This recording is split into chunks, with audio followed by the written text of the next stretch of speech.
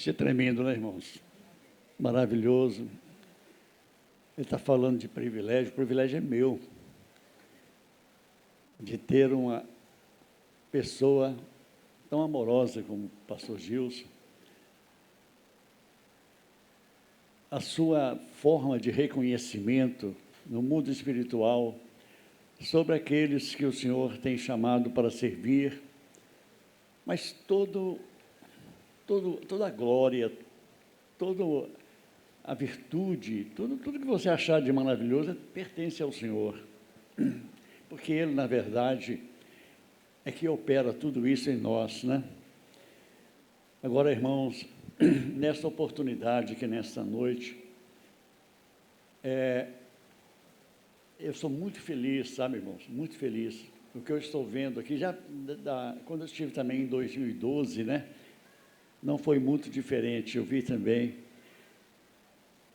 um mover que está acontecendo aqui nesta igreja. Até falei com o pastor Gilson hoje, ele está num trabalho de explosão, né? Uma explosão de resultados, uma explosão de conversões, de vidas transformadas. E é o que Deus quer, sabe, irmãos? Olha, nesse tempo que eu tenho servido ao Senhor, a gente tem buscado, desejado ardentemente que a obra do Senhor realmente ela abranja, né, muitas vidas, muitas almas, porque o que Deus está querendo lá na glória não é nada de terreno, de material. O que Ele quer é almas, é vidas transformadas. E isso, na verdade, é o papel da igreja hoje, né? De estar voltado à sua visão, ao seu propósito, para alcançar almas. E a gente tem certeza, irmãos, pelos sinais que a Bíblia nos aponta com respeito à última hora, aos últimos tempos, que nós estamos chegando no momento finais em que a Igreja do Senhor está seguindo a sua trajetória. Nós não temos ideia do número que compõe a Igreja do Senhor, que Ele projetou e que Ele vai arrebatar quando estiver completa. Isso pode ser agora, pode ser daqui a alguns anos. Se for daqui 10, 20 anos, que eu não creio que chegará até lá, mas se for em função de uma igreja de 2000 anos, é um piscar de olhos, né? É muito pouco tempo. Mas uma coisa sabemos, que a hora está muito próxima. E hoje, esse culto de hoje, né, voltado, como também este congresso, né, está voltado ao propósito de avivamento, que é o que nós precisamos realmente. O que é avivamento? Qual a característica de um avivamento? É quebrantamento pleno de vidas, transformação de vidas e conversões em massa. Essa é a característica de um avivamento.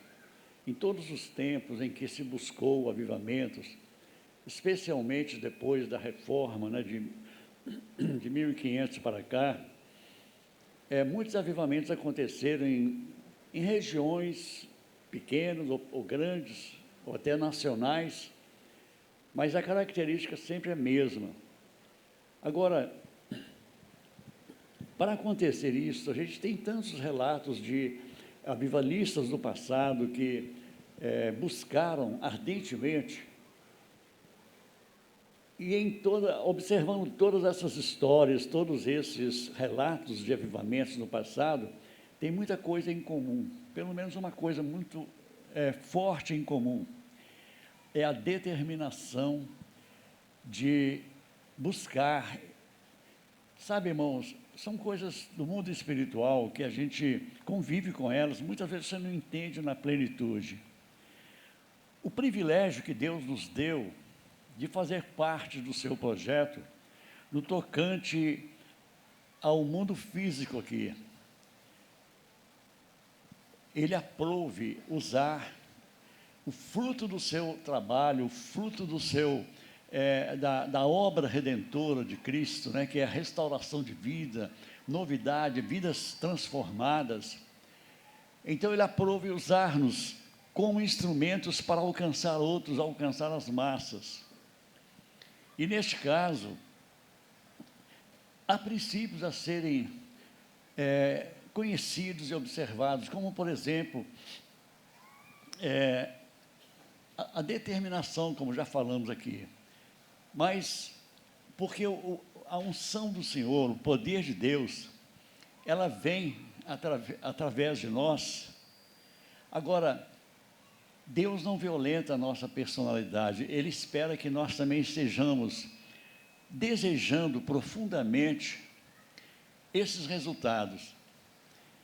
Eu gosto muito de pensar sobre homens de Deus que conseguiram resultados profundos. E no Velho Testamento nós temos uma história muito conhecida, muito falada, sempre motivo de pregação de muitos pregadores, que é a experiência do profeta Elias. O ministério do profeta Elias foi um ministério de restauração em todo o tempo, e ele, uma característica dele foi ousadia, né? Ousadia de crer e de buscar no Senhor a unção que capacita para este realizar. Eu gostaria de, no caso de Elias, por exemplo, ele viveu um tempo de uma degradação muito grande na nação de Israel. E esse tempo, pela influência de Acabe e Jezabel, o culto ao Senhor Jeová foi suplantado quase todo pelo culto a Baal. Chegou a uma degradação tão grande que o número de pessoas fiéis que estavam ali servindo ao Senhor caiu muito. E Deus, então, trouxe no coração de Elias uma inconformação com aquilo. E aí é onde entra princípios muito importantes, no sentido de nós concentrarmos a nossa visão no propósito de sermos usados para acontecer um mover grandioso. E vocês, todos os irmãos, vejam bem que nós estamos vivendo hoje um tempo de degradação moral tão grande, que é assustador. Uma degradação muito grandiosa, que influencia até mesmo os governantes, liberando coisas e até trabalhando contra a palavra de Deus, no sentido de chamar a atenção para uma mudança e para um compromisso com os princípios da palavra dele, no tocante à restauração de vidas, né? Então, há uma rejeição muito grande com esse propósito e uma liberação tão grande com a degradação do conceito moral, do comportamento. Elias, no seu tempo, né, ele viu essa degradação acontecendo lá. Ele chegou a pensar que tinha sobrado só ele. Mas não era bem verdade. Deus tinha um propósito, ele mesmo falou depois para Elias que ele conservou 7.000 que não dobraram o joelho diante de Baal. Mas, de qualquer forma, ele, pensando dessa forma, ele, na verdade, se entregou. E aí eu quero ler aqui em Tiago, capítulo 5. Irmãos, se quiserem acompanhar com a sua Bíblia, né? Hoje nós estamos na tecnologia tão avançada que a gente, ao recomendar abrir, você pode... Os irmãos abram a sua Bíblia e aqueles que não têm a sua Bíblia de papel, ligue a sua Bíblia, né? Hoje está tão moderno, né? E é a mesma coisa, né? A Bíblia está lá na palavra do Senhor. Então, nós vemos aqui Tiago, capítulo 5.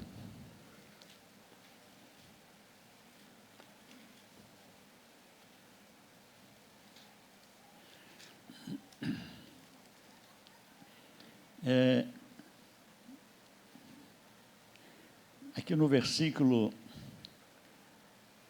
17, ele diz assim: Elias era homem semelhante a nós,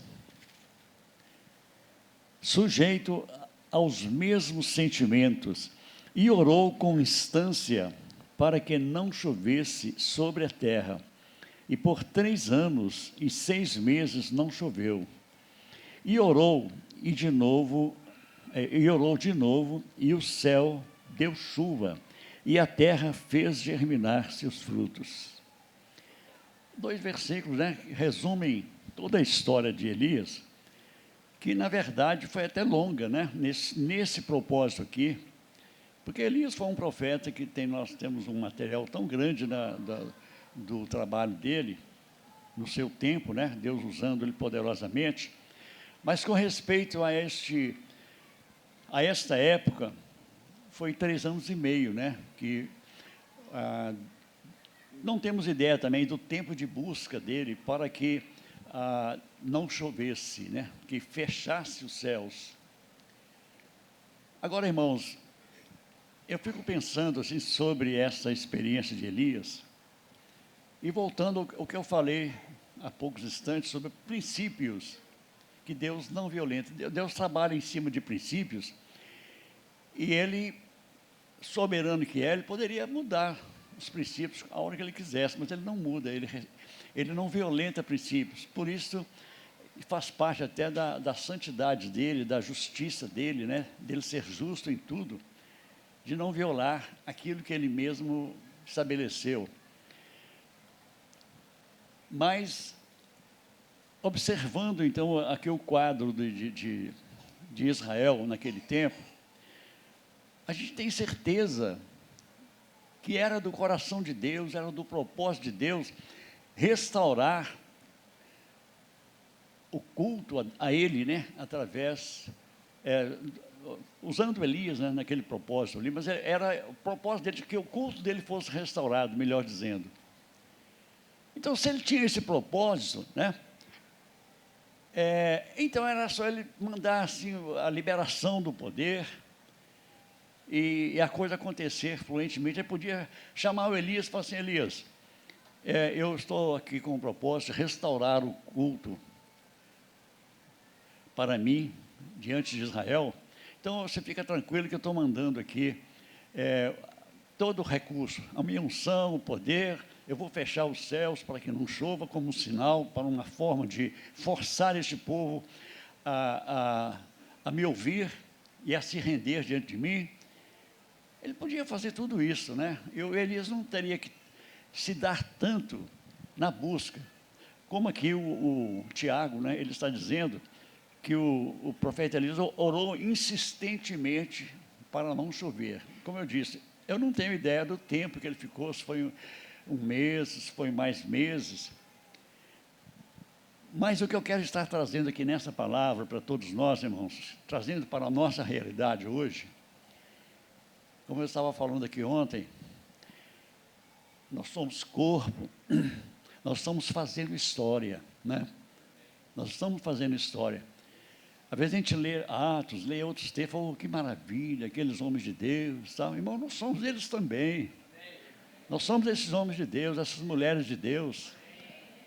Deus está contando conosco, nós somos corpo, geração eleita, como também falei ontem sobre a palavra de Pedro no capítulo 2, nós somos geração eleita, que estamos aqui no nosso tempo, e que nós devemos, você vê que Jesus nas suas pregações, apresentando o propósito, a visão do reino, ele sempre trouxe o reino como prioridade para aqueles que passaram a entender e alcançá-lo. Como ele finaliza ali no capítulo 6 de Mateus, né?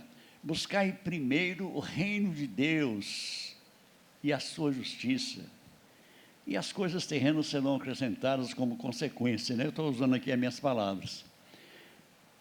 Então, o que é buscar primeiro? A palavra buscar, ela envolve você entrar numa corrida, num propósito, até chegar ao alcance. Aleluia. Então, irmãos, isso é maravilhoso. Você entender a busca. Como é que você busca? Estou me lembrando que me veio à mente aqui alguma coisa sobre os bandeirantes, quando vieram buscar ouro aqui no caso nosso lá de Minas Gerais, que foi assim um motivo de buscas. Você vai ler a história, teve muitas lutas, muitas provas, até muitos que buscaram até chegaram ao ponto de nem alcançar o que esperavam. Mas uma busca, ela envolve uma dedicação mesmo, uma intensidade, com intensidade. E eu estou vendo isso aqui, sabe, irmão? Estou vendo isso aqui. Eu fico até com vergonha de falar. Nossos cultos lá, fica o relógio, a gente costuma empurrar o ponteiro do relógio com o olho, né? Para terminar rápido. Os irmãos nem têm relógio aqui, né? Tem não, é? Graças a Deus. Que ele fica lá assim, ó, olha lá, já quase 9 horas, já quase. Graças a Deus, irmãos. Eu estou vendo isso aqui, eu fico maravilhado, sabe? E uma força jovem, só jovem. Cabeça branca aqui deve ter pouco, né? Talvez seja só minha, né? É Gael de algodão, o Thales, né? Mas ele não está com a cabeça tanto de algodão, não. Ele ainda está bem, né? Eu falei com ele que ele está bem novo, né? E a célula dele, que tem o título Cabeça de Algodão, com ele vai muito longe, né? Vai muito longe ainda. Ele está muito forte, muito novo. Glória a Deus. Então, irmãos, na verdade, essa igreja está realmente no caminho certo, sabe, irmão? No caminho certo. Porque, voltando ali para Elias, eu acho muito forte, muito forte. E tudo que for alcançado, no fundo, no final, a glória é do Senhor. Eu gosto muito de observar no Velho Testamento alguns personagens em que Deus usou na sua forma de chamado. Por exemplo, Abraão foi chamado para gerar a nação de Israel na sua peregrinação. Entretanto, ele nem viu, ele só pôde ver o filho dele, mas ele gerou, ele foi lá no futuro. Deus levou ele no futuro, mandou ele olhar estrelas. O sacrifício de Isaac também foi uma coisa que levou ele a enxergar lá, mais de quase 2000 anos depois, um descendente dele, né, na carne, que seria Jesus, que veio em carne aqui, na descendência de Abraão, que iria dar a sua vida. Então, ele enxergou tudo isso. Então, ele gerou aquela nação pela fé. Agora, veja bem, nesse ministério dele, na sua vida particular, na sua vida pessoal, ele falhou na fé, na sua vida pessoal. Porque ao descer para o Egito, quando ele ficou inseguro sobre o rei, que ia ver a mulher dele muito bonita, né? Ele pensou que ele vai tomar, e acabou acontecendo mesmo. Mas se ele falasse, olha, pela fé, o Senhor me trouxe para essa terra, eu estou numa obra de fé, e isso não vai acontecer, ele não vai pôr a mão em você, e se puser também, ele vai arrepender. Pelo contrário, ele vacilou. Sabe por que eu estou falando isso, irmão? E por que a Bíblia registra isso? É para mostrar que a excelência do resultado, da unção que levou ele a gerar a nação, não era dele. Né? Não era dele. A unção que levou ele a gerar aquela nação era do Senhor. Então mostrou que Deus usa vasos, usa pessoas incapazes, usa nós. O pastor Gil está enchendo minha bola desse jeito aí, irmão, mas eu sinto que eu sou devedor. Sou devedor, estava falando com o Danilo, eu sou devedor. Aí ele falou, mas que é isso, pastor? Não estou falando isso para buscar elogio, não. Porque a visão que Deus me deu até hoje para trabalhar, eu estou muito longe de fazê-la. porque a gente vacila, a gente é falho, né? Mas aí eu estou falando de Abraão, mas aí nesse sentido que eu estou falando de Abraão, no sentido de mostrar que a excelência do poder do ministério que Deus deu para ele, que foi o ministério de fé, de gerar a nação, era dele, não de Abraão. Abraão não era um homem especial, era sujeito às paixões como nós. E Elias, né? Tiago fala aqui que ele era um homem sensível às mesmas paixões que nós. E ele também tem um sinal dessa fraqueza, dessa fragilidade. E aí onde está, dentro deste texto que a gente está falando aqui, que o Elias, apaixonado, porque Elias foi um dos homens que eu admiro muito no Velho Testamento, ele, Eliseu, o nível de profundidade que ele entrou no mundo espiritual, até levando em conta que no Velho Testamento a ação, o mover do Espírito Santo nas vidas era restrito, ainda não estava em nível amplo, total, como veio no tempo da graça, no tempo da igreja. Tanto que Pedro, quando diz ali, no dia de Pentecostes, fazendo menção da palavra de Joel, no capítulo 2, nos últimos tempos derramarei sobre o meu espírito, sobre toda a carne. O que é isto? Que ele derramou sobre as pessoas que estão lá no mundo, que nem quer saber? Não. Aqueles que foram sendo alcançados, todos que são alcançados pelo poder do Evangelho, entram nessa dimensão do operar do Espírito, do mover do Espírito. Nós passamos a ser templo do Espírito Santo, né? Nós passamos a ser corpo com o Senhor. E corpo, irmão, é tremendo. Por exemplo, eu estou aqui, o meu dedo do pé, eu estou esfregando aqui no sapato, ele está comunicando aqui que está acontecendo isso. Se o meu dedo aqui, se meu pé começar a coçar, lá o meu pé vai mandar um comando lá para o cérebro, assim, ó, está coçando aqui, manda alguém para me ajudar. Aí o cérebro assim, irmão, vai lá e coça lá, né? É o corpo, né? Seja a parte lá, da parte inferior do pé lá. Então, está entendendo o que eu estou querendo dizer? Que a nossa conjunção, através da operação do Espírito, todos nós, não, sem exceção, o irmão mais simples, que se sente mais inferior, não, sou pobrezinho, sou até analfabeto. Não, você é corpo conosco, você é corpo com a igreja, você não é inferior a ninguém, não. Então, se você tem uma necessidade, clama ao Senhor, ela chega lá, porque nós somos corpo, a cabeça está lá ao lado do Pai, à destra do Pai, e nós estamos aqui na terra, né? Esse aparelho aqui, você comunica, né? Aqui no planeta Terra, aqui você comunica em qualquer lugar aqui, através dos equipamentos que estão aí, dos satélites, né? Mas ele tem as suas limitações.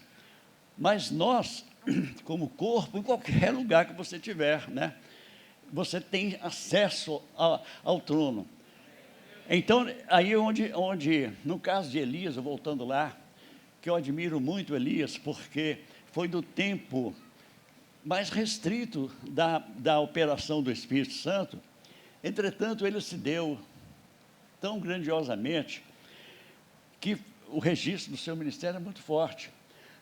Mas, para realizar as coisas, como eu volto a dizer, que eu falei no início, né, sobre a situação de Israel, o propósito de Deus de restauração do culto a Jeová, precisava então estar agindo em conjunto. Deus tinha um propósito, mas Elias tinha que sentir aquele desejar, como se ele tinha que gerar aquilo nele, porque Deus espera que quando nós falemos as coisas concernentes à sua palavra, os seus princípios, nós falemos fluindo unção, fluindo poder da palavra, mas cheia da unção que vem do trono do Senhor.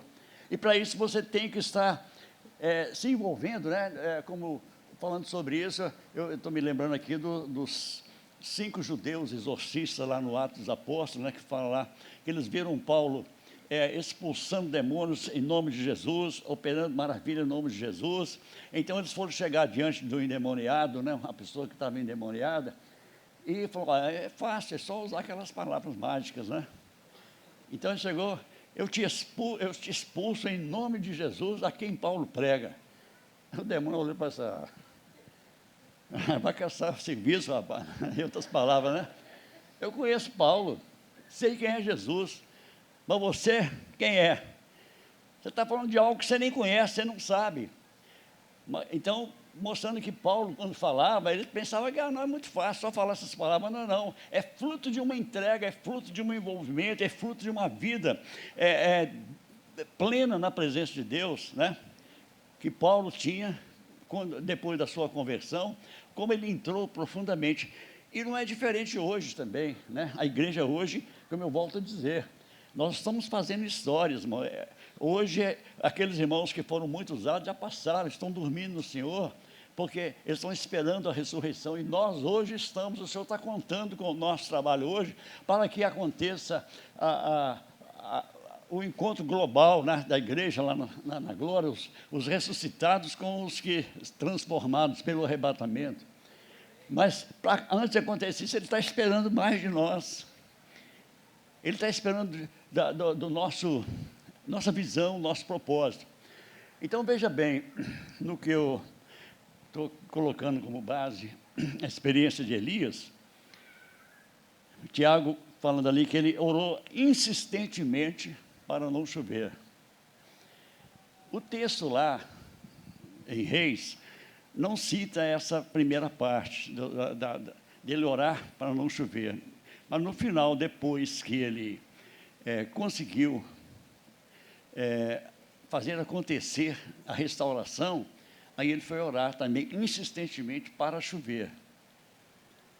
Então, como eu estou dizendo, é importante no sentido de você estar entendendo que Deus está querendo que você gere, né? Gere essa visão de um mover grandioso e se ofereça como vaso, né? Por exemplo, Elias lá, ele foi porque mesmo Deus tendo separado os 7.000, eles não estavam juntos naquele propósito. Tanto que eu já disse aqui, que ele achou até que estava sozinho, mas tinha lá ainda 7.000 que estavam mantendo a fidelidade do temor a Deus. Mas gerar aquele mover que ia ser um derramar do poder de Deus para fazer algo extraordinário e amarrar os céus, né, o reino das trevas ser amarrado, ser preso lá no mundo espiritual, precisou que Elias entrasse nessa dimensão, orando, possivelmente com jejuns, né? Mas a insistência, a determinação. Agora, eu sei que isso, irmãos, exige um preço, na verdade. Você, por exemplo, todos que estão aqui, tem a sua vida secular para viver, você vai ter que trabalhar para manter a sua família, e você tem que viver, outros estudar, outros que têm sonhos de conquistas, de formação, de curso superior, né, assim por diante. É natural que você corra atrás disso. Agora, certamente você vai conviver com a sua vida secular e a sua vida espiritual, mas aí você consegue conciliar essa trajetória da sua vida secular com a vida espiritual, trazendo na sua consciência a prioridade do espiritual como prioridade. Isso não vai impedir que, se você está estudando, fazendo faculdade, fazendo outro trabalho pesado, que você não consiga. Pelo contrário, Deus vai te dar sucesso nisso, vai te dar a condição de superar. Mas Ele está contando com todos os irmãos, cada um na sua proporção, é claro. Por exemplo, o pastor Gilson está aqui, tempo integral, e ele, pastor Aline, né? E também os outros obreiros que estão aí também mais de perto, mas ele está incubando esse avivamento, está dentro dele o tempo todo. Ele deita com isso, levanta com isso, né, pastor? Sonha com isso.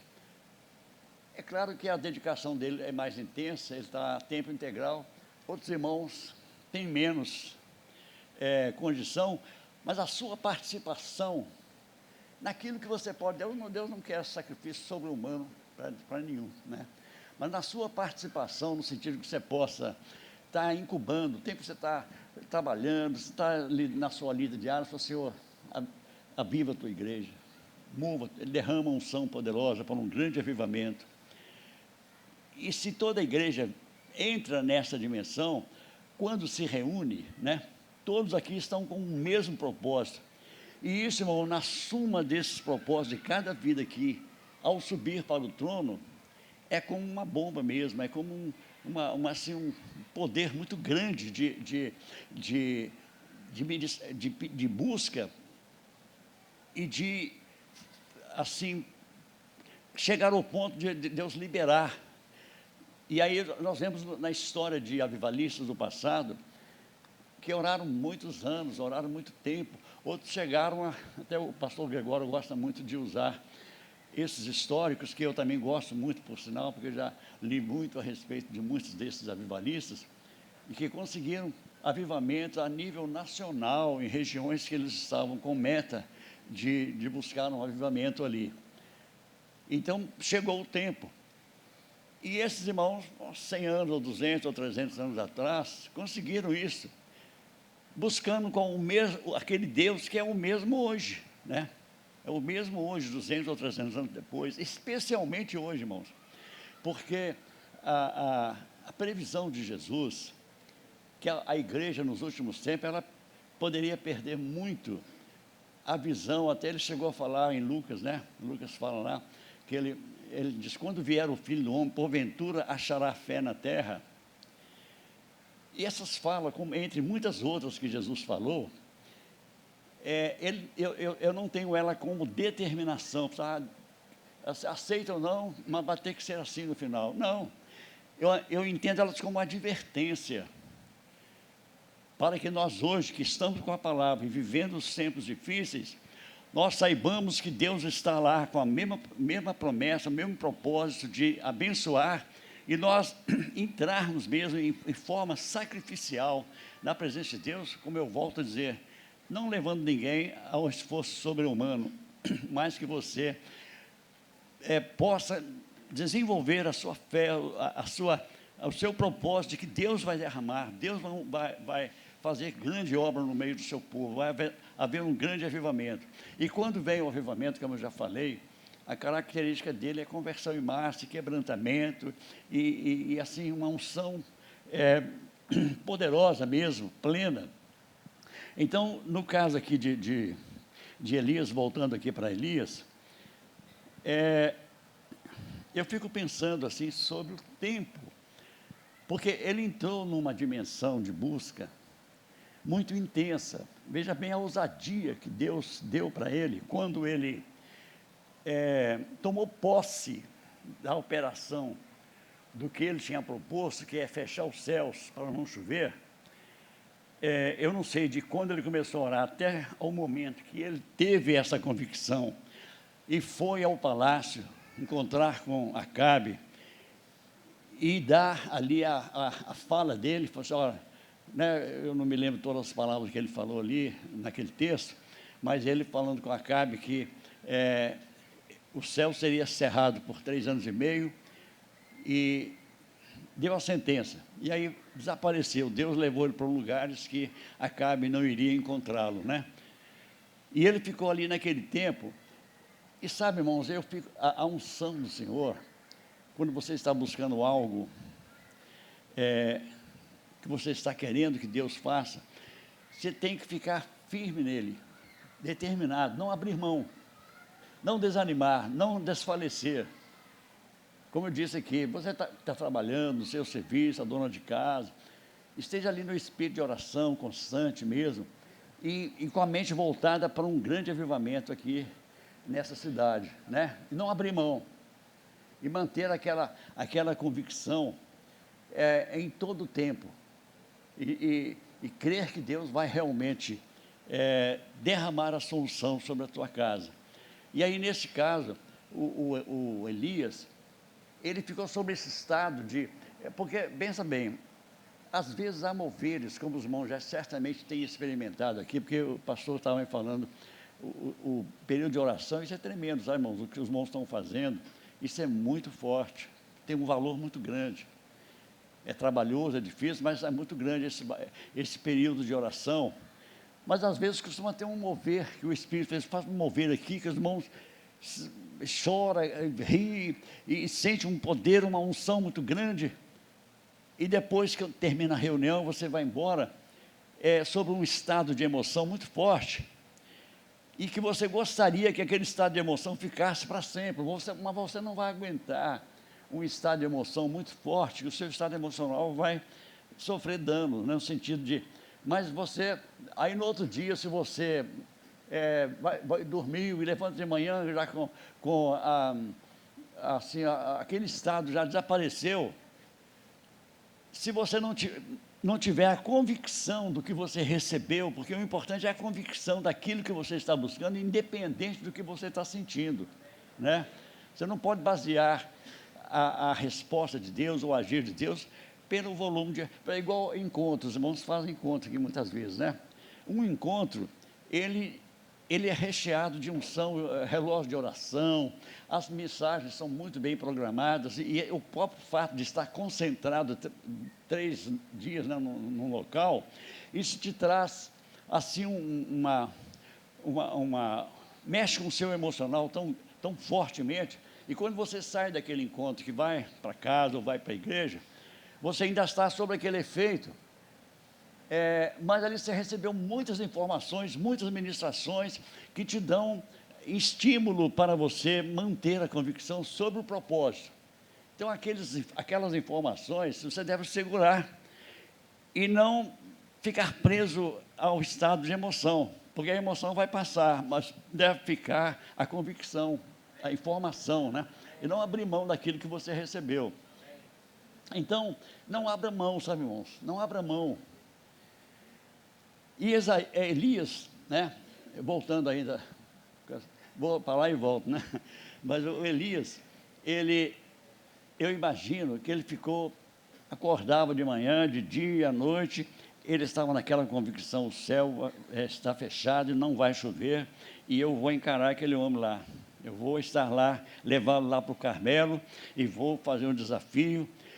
Então, ele precisava de ter aquela convicção, ele não abriu mão dela. E foi o que ele fez. Agora, isso, irmão, na verdade, pesa.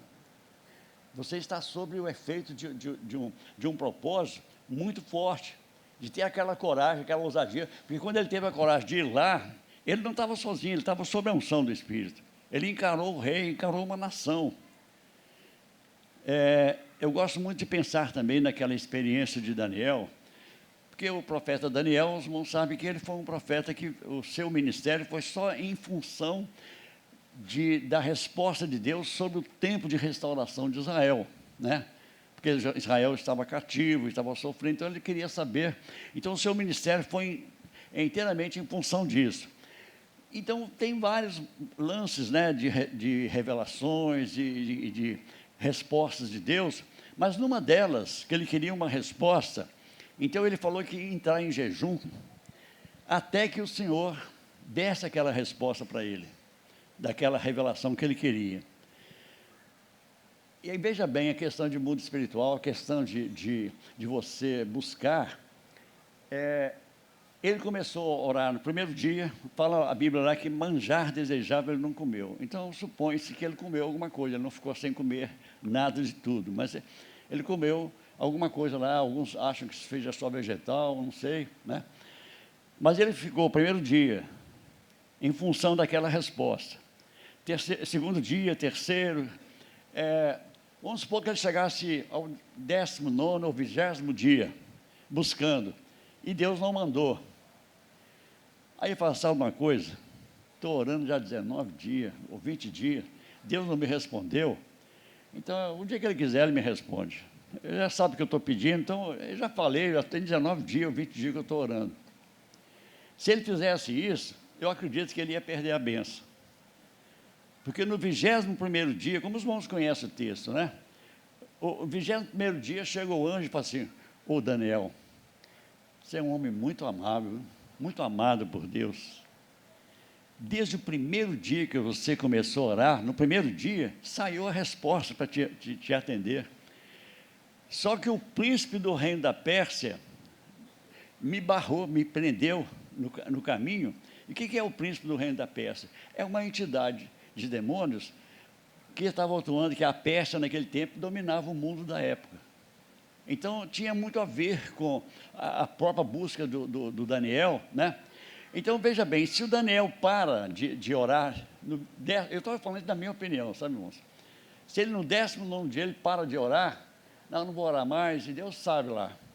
Ele cortava aquela ligação, porque o poder, ou seja, a ação daquele demônio que estava impedindo a passagem do anjo, era em função da busca. E quando você está buscando, irmão, como eu disse aqui, falei exemplificando o corpo, se você está com o seu corpo normal, da planta dos pés da cabeça, você tem ligação com o cérebro.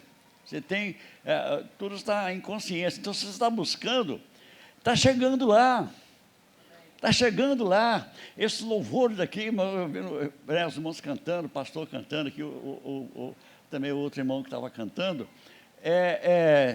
são coisas que estão ligadas ao trono, bombardeando o trono o tempo todo. As orações, né, as orações através do cântico, ou também de oração mesmo, ela chega. Agora, se você, no caso aí, voltando ao Daniel, se o Daniel parasse de orar, ele cortava. Aí eu entendo que essa entidade que estava prendendo o anjo lá, era em função dessa ligação. Está ligado, está pedindo, está buscando. Se ele corta, aí ele fala, está vendo? Ele não crê mais. Você pode voltar que ele parou de pedir. Venci. Eu consegui fazer com que ele desanimasse. Estão entendendo, irmãos? Então, a nossa busca, ela tem que ser... Eu estava falando para o Danilo hoje, né? Quando eu me converti, eu buscando o batismo com o Espírito Santo, eu fiquei intensamente 3 anos e meio buscando. Eu trabalhando no serviço secular, cuidando da família, a família já estava crescendo, já tinha vários filhos, uma vida intensa de ocupação, pastoreando a igreja, que já era pastor. Não, eu estava começando, até eu não era pastor consagrado, mas estava trabalhando como fosse um pastor. As minhas atividades eram em função da igreja diretamente. Então, envolvido com a igreja, envolvido com a família, mas não abri mão. Até que quase que eu entrei em desespero. Senhor, manda uma pessoa para falar comigo alguma coisa, se nós estamos em pecado, se tem alguma coisa para ser mudada, mas eu não posso abrir mão disso não, eu quero. Né? Eu me coloquei assim como aquela fala de Jesus, batei e abrir-se-vos-á. Eu me coloquei como se estivesse na porta dele, batendo, chato lá, batendo, e não saía de jeito nenhum. Eu não saía da porta. Eu quero, até que chegou, e chegou de uma maneira maravilhosa.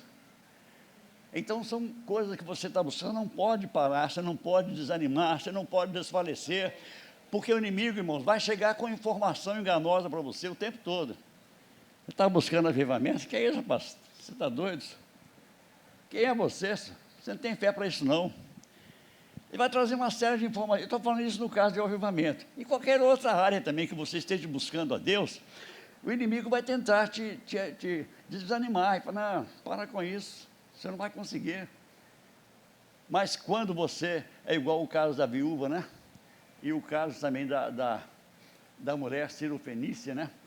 Buscando assim, a libertação da sua filha. E um dos evangelistas registra, eu fico imaginando aquela cena, um dos evangelistas registra que Jesus estava numa casa e não queria receber ninguém. Então, se ele não queria receber ninguém, ele tinha posto os apóstolos, não pode entrar ninguém, eu suponho, né? E ela conseguiu entrar, então eu penso que ela passou debaixo das pernas de lá, ou empurrou, sei que ela chegou lá. E quando chegou lá, Jesus ainda dificultou para ela ainda, né? Ele falou assim, mas você é estrangeira.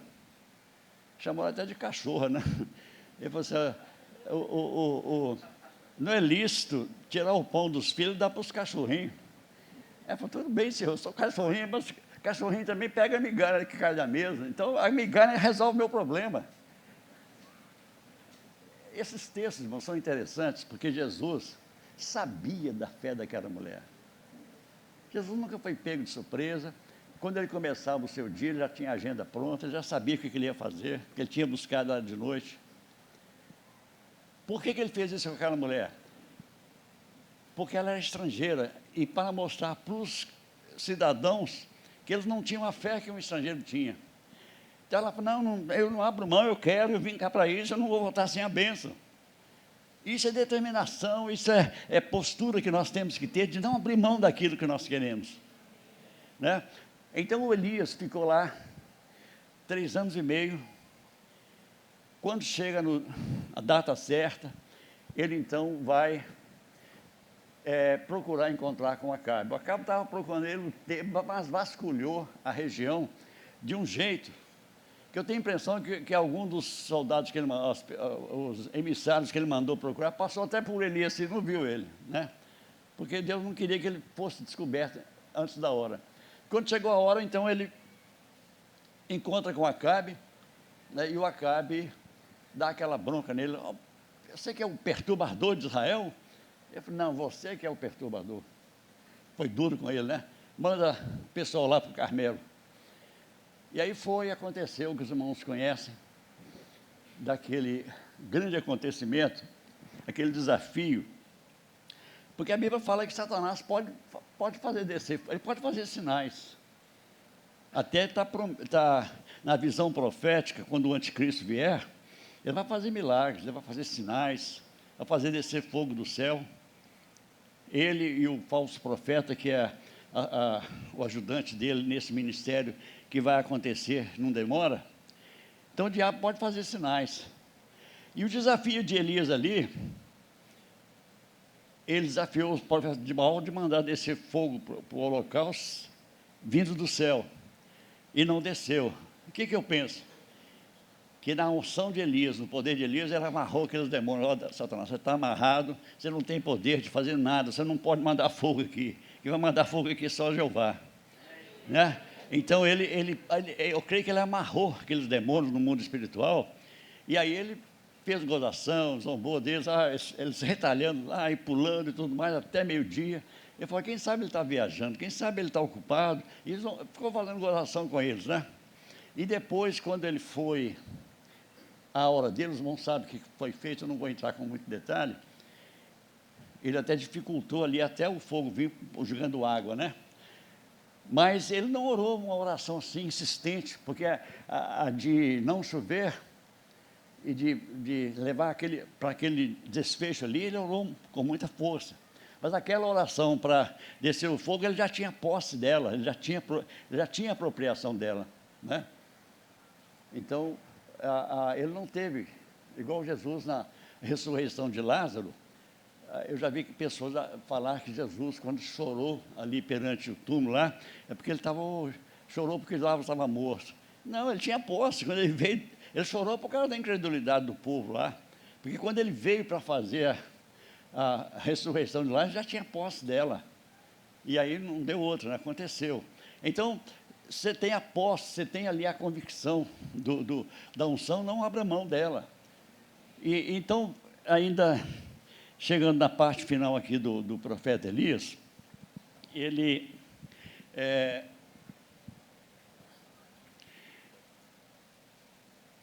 quando terminou ali, que restaurou, que ele matou os profetas, e restaurou o culto a Jeová, aí ele teve que, agora você vê, era a propósito de Deus, né? Mas para não chover, ele teve que orar insistentemente, ele gerou aquele controle da atmosfera, né, de fechar os céus para não chover.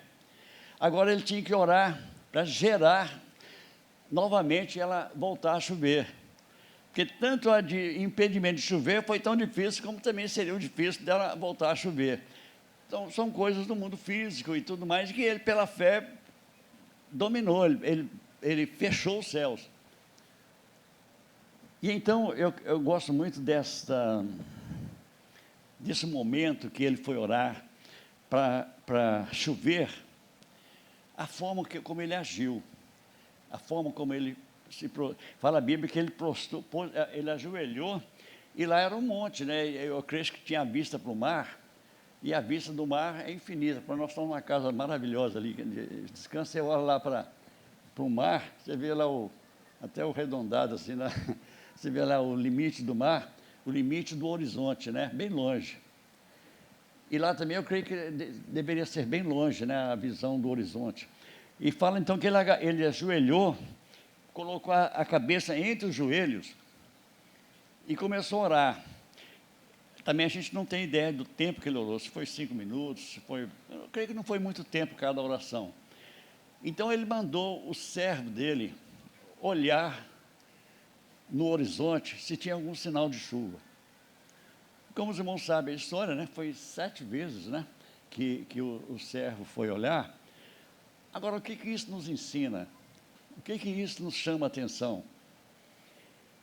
Ele estava no vertical, gerando aquela chuva. Ele estava no vertical, clamando ao Senhor para liberar a sua unção, para liberar a chuva. Aí, mas tinha o horizontal, que é as circunstâncias. Os irmãos sabem que muitas vezes, irmãos, a tendência nossa ao querer, em qualquer busca, em qualquer conquista que você queira fazer, tem a circunstância, igual a enfermidade, por exemplo. Eu estou enfermo aqui e tal, o irmão vem, ora para você, ou você mesmo ora, mas essa doença aqui não é tão fácil não, viu? Né? Se é às vezes uma gripe, né? Ou um mal-estar estomacal, às vezes o pastor, às vezes vai orar, e fica valente, em nome de Jesus, está repreendido em nome do Senhor, e aí acontece mesmo, está vendo? Fácil mesmo. Mas se é um câncer em fase terminal, ou uma AIDS aí na fase terminal, você vai orar, mas isso aí é câncer, isso aí não é fácil não. Você não tem que pensar nisso não, quem vai fazer não é você não, né? É o Senhor.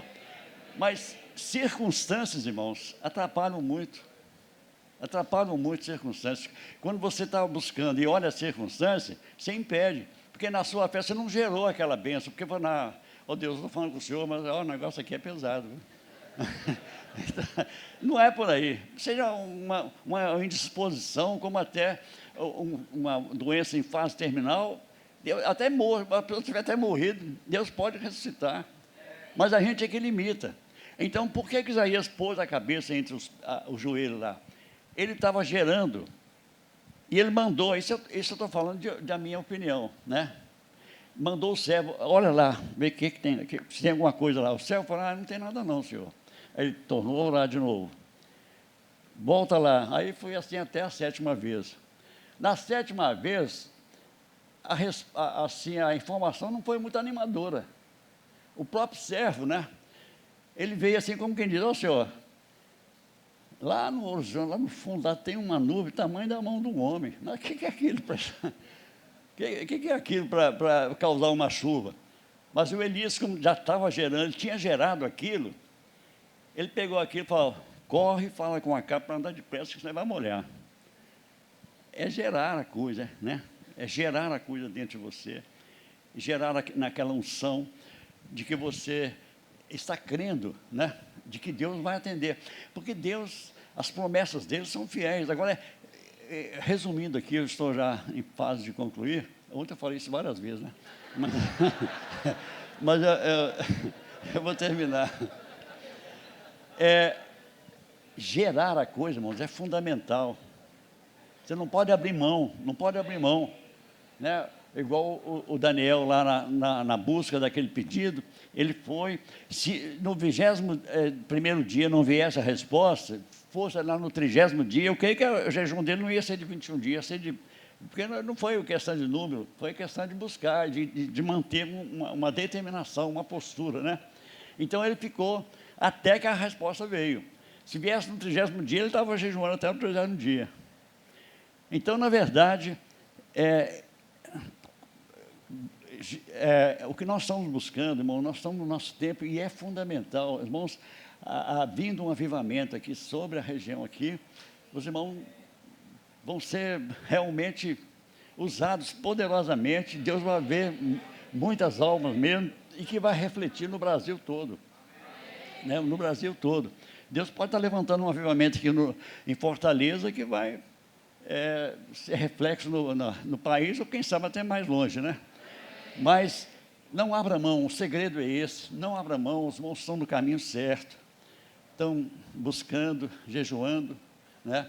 E dentro dos limites de cada um, é claro, como eu disse, cada um na sua realidade, você tem a sua condição, a pessoa mais idosa tem mais condição física menor, então faça dentro daquilo que você... Mas não abra mão, creia, não abra mão, não deixe o inimigo trazer informação errada, negativa, não, isso é bobagem, não vai acontecer, não deixe o inimigo entrar. Entre, como está aqui hoje, né, maravilhosamente, esse grupo aqui sentado, mas todos unânimes. Se tiver uns 3 ou 4 ali, assim, em algum lugar, fala assim, estou até querendo ver, vou pagar para ver. Esse pessoal aqui com esse louvor aqui e tal, não deixa de trazer impedimento, né? E você vê que Jesus teve momentos desses, quando ele foi ressuscitar a filha de Jairo, eu acho interessante ali, que ele só deixou Pedro, João e Tiago entrar com ele. Por que ele não deixou os outros 9 entrar? Né? Mas por que ele quis que entrasse só aqueles? Porque eles estavam em sintonia com eles. Pedro, João e Tiago é aqueles que, na corrida, porque o pessoal não aguentava o pique de Jesus, não. Ele orava, trabalhava de dia e orava até muitas horas. Tem textos lá, como a transfiguração mesmo, eu creio que ficou direto. Amanheceu o dia, eles estavam todos direto acordados, os que estavam lá no monte, né? E os que estavam embaixo também, até motivo de outra mensagem, até interessante, mas não quero entrar nisso. Mas, no caso aí da intensidade, né, de Jesus ali, no sentido de estar orando, acabou fugindo até o que o raciocínio aqui. Mas nós não podemos abrir mão, sabe, irmãos? Não podemos abrir mão, e segura mesmo essa visão. Os irmãos estão no caminho certo, no rumo certo, e dentro da sua condição, o que eu falei sobre a ressurreição da filha de Jairo, né?